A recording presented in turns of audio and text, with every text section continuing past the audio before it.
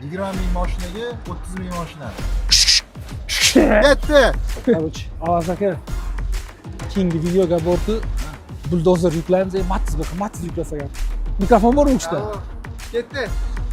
Shunga qarab ish tutgan ma'qul, lekin biz hozir risk qilib ko'rdik. Agar siz xohlasangiz shu mashinaga ana bu buldozerni ko'rsat, ana shu buldozerni yuklashni xohlasangiz yozib qoldiring. Buldozerni yukla deng. Buni biz buldozerni yuklab ko'rsatib beramiz, chunki tugash. Og'ayni qanaqasi bor aka? Haval emas, nima edi? Bayaqqi bor. Bayaqqi yuklasa bo'ladimi? Yan variant. Assalomu alaykum China Motors muxlislari, podpischilarimiz, bizning klientlarimiz, mijozlarimiz. Bugun noan'anaviy bitta obzor bo'lib o'tadi. Biz Jack orqamizda turgan Board Jack X200 va shunga qanchalik yuk ko'tara olishini isbotlash uchun mijozlarga, bu haqiqatan ham ko'pchilikka qiziq, shuni real ko'rsatib bermoqchimiz.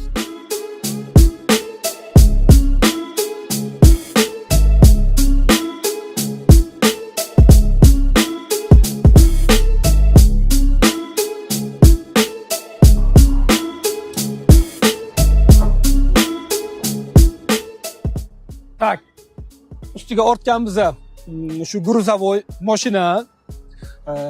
Aynan buni hozirgi paytdagi bir konkurenti deymizmi shunaqa. Buni brendini bilmadim qanaqa.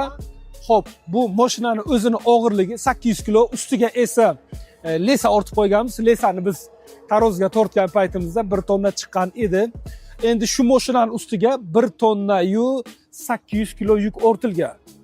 Shuni real ko'rsatmoqchimiz. Ana bu mashinaning borti uchi o'ng. Ming afsuski biz boshqa mashina chaqirmoqchi edik. Biz topganimiz shu. Ma'lum bir sabablarga binoan bu mashinaning o'zini uzunligi uchi o'ng ekan. Buni borti uchi o'ng, mashinaning o'zi ham uchi o'ng. Lekin ortilgan yuk 1 tonna 800. Hozir shuni to'liq shu holatda real hayotda tekis asfaltda emas, ya'ni tekis asfaltda emas, o'nqir-cho'nqir yo'lda ana shu plashadkamizda ko'rsatib beramiz. Naqadar o'zini tutib beradi. O'zingiz baho bering.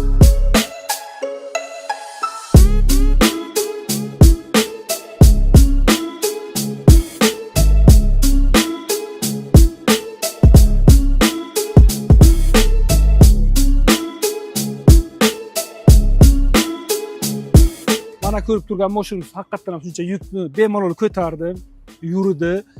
Bizda faqat aytishim mumkin, manga kamina masofa bosdi. Faqat bu yerda bitta muammo bor edi. Mana bu mashinani egasi aytdiki, mashinam shikast yetishi mumkin dedi. Shu uchun biz to'xtatdik. Bo'lmasa biz bemalol haydashimiz mumkin edi. Muammo yo'q edi. Xo'p, mashinaning xarakteristikasiga to'xtaladigan bo'lsak, mashinamiz 2 litrlik atmosfernida hech qanaqangi muammosi yo'q. Mana ko'rib turibsiz, 2 tonnaga yaqin yukni bemalol tortib ko'rsatadi. Aniqrog'i bu bilan yana bitta mashinani tortmoqchimiz yo'lda. Kimga qiziq bo'ladigan bo'lsa, plus kommentarda plus qoldirib keting. Muammo yo'q.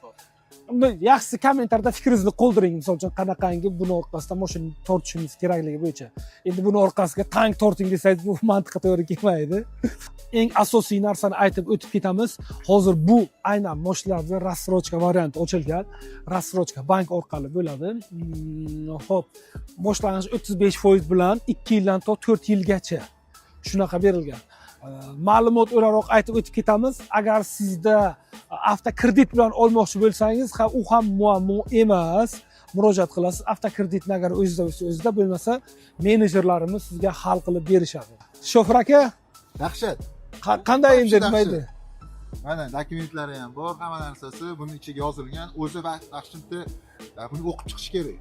Shunga qarab ish tutgan ma'qul, lekin biz hozir risk qilib ko'rdik. Balkim kimlardir qilgandir, lekin biz o'zimiz qilib ko'rdik. Haqiqatan bu adrenalin vobshiz bor. Keyingi mashina, nima mashina ortishi hozir muhokama qilyotgandik. Kommentarga yozib ketinglar, nima mashina ortdik. Kommentarda qaysi mashinani ortishini aytib qoldirsangiz, biz yuklaymiz.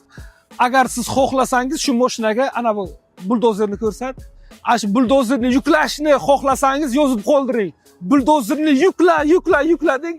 Buni biz buldozerni yuklab ko'rsatib beramiz, chunki sizning fikringiz biz uchun qonun azizlar.